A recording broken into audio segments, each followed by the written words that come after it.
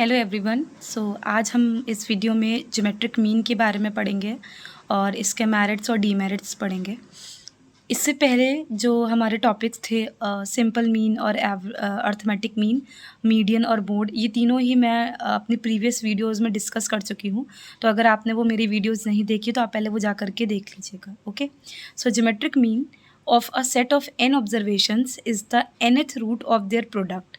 Thus the geometric mean g of n observations x i, जहाँ पे i हमारा 1 to n है, is given by, means ये बोल रहे हैं कि ज्योमेट्रिक मीन क्या होता है। मीन्स आपके पास अगर n ऑब्जर्वेशंस हैं तो हम क्या करेंगे, उन n ऑब्जर्वेशंस का प्रोडक्ट लेंगे और उस पर हम पावर लगा देंगे 1/n। ओके, सो ये हमारा क्या होता है, ज्योमेट्रिक मीन। ना इसको थोड़ा सिंप्लीफाई करते हैं तो हम क्या करेंगे, taking logarithm of both sides, दोनों साइड पर हम लॉग ले लेंगे। सो ये हो जाएगा log g is equal to log, इस पूरे का हम लॉग लेंगे। तो लॉग की एक प्रॉपर्टी होती है, लॉग एक्स की पावर अगर b है, जैसे यहाँ पर हम देख रहे हैं कि ये प्रोडक्ट ऑफ ऑब्जर्वेशंस और इनकी पावर 1/n है, तो हमारा ये पूरा अगर हम इसको a मान लें, log a, और इसकी पावर ये b है, तो क्या हो जाता है, ये b log a हो जाता है। मीन्स ये पावर कहाँ आ जाएगी, आपके यहाँ आगे आ जाएगी और बाकी ये पूरा क्या हो जाएगा, log a as it is रहेगा। ओके ना, दूसरी हमारे पास जो प्रॉपर्टी होती है लॉग की, क्या होती है कि अगर आपके पास ऑब्जर्वेशंस प्रोडक्ट में है तो वहाँ पे क्या हो जाएगा, जैसे यहाँ पे log x1 into x2 into dot dot dot xn तक है यहाँ पर, ठीक है। तो ये हो जाएगा log x1 plus log x2 plus log x3 dot dot dot plus log xn, ठीक है। सो यहाँ पे हमने दो प्रॉपर्टी यूज़ की हैं लॉग की। फिर यहाँ पे क्या हो जाएगा, log g is equal to 1/n। Since यहाँ पर आप ये देख सकते हैं समेशन हो जाएगा किसका, log xi का। और जब हम इसका एंटी लॉग लेंगे, मीन्स ये log इधर जाएगा, ऐसा नहीं होता कि ये log इधर जाता है। हम इसको बोल देते हैं कि हमको अगर यहाँ पे सिर्फ g की वैल्यू चाहिए तो हम क्या करेंगे, इस वैल्यू का एंटी लॉग निकाल लेंगे। तो ये हो जाएगा g is equal to anti log 1/n summation i is equal to 1 से लेके n log xi। Okay, so ये आपका एक्चुअल क्या है, ज्योमेट्रिक मीन है। Is it clear?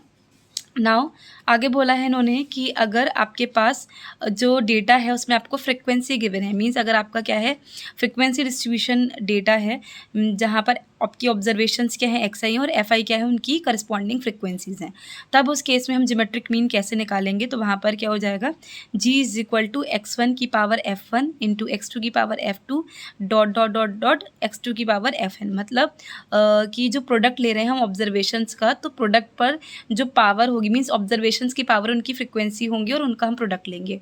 और अगेन यहाँ पे जो होल पावर है वो कितनी हो जाएगी, 1/N, जहाँ पे हमारी कैपिटल N क्या होता है, summation i is equal to 1 से लेके n fi। ओके, अगेन हम इसको और सिंप्लीफाई करेंगे और क्या करेंगे, लॉग लेंगे बोथ साइड्स पर।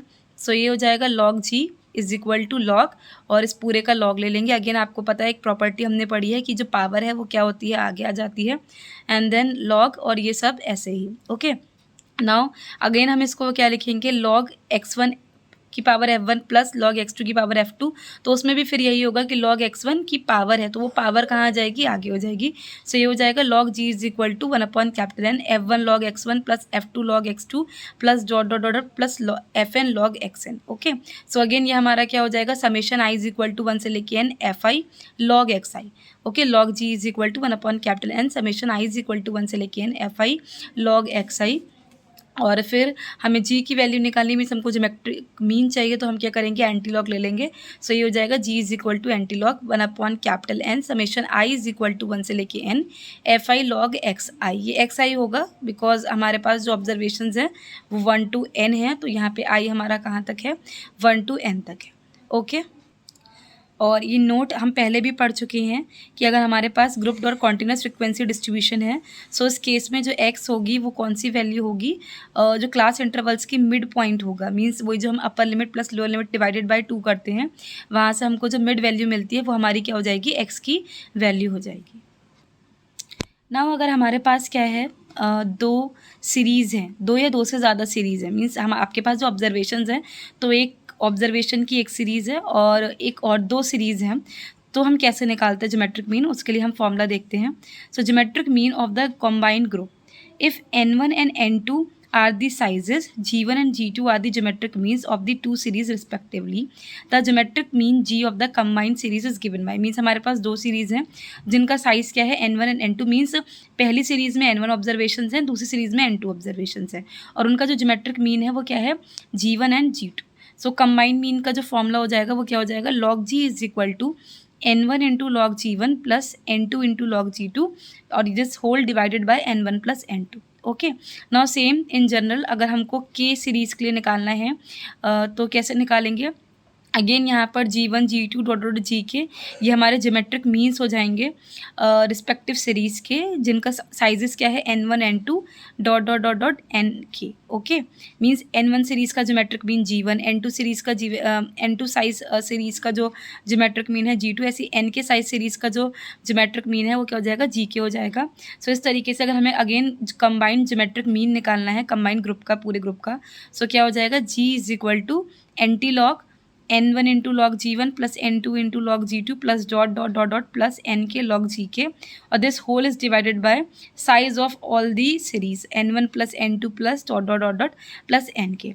आई होप आपको ज्योमेट्रिक मीन और ये combined group of geometric mean अच्छे से समझ में आया हो. Now next moving on to the merits and demerits of geometric mean.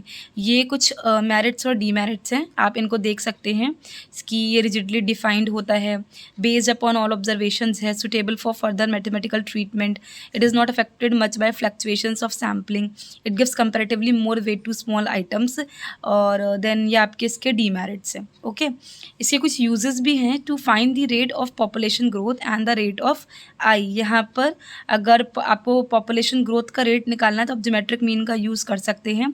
And in the observations of index numbers, अभी आपने इंडेक्स नंबर्स के बारे में नहीं पढ़ा तो आपको ये क्लियर नहीं होगा, बट यहाँ पर इसका ये यूज़ है.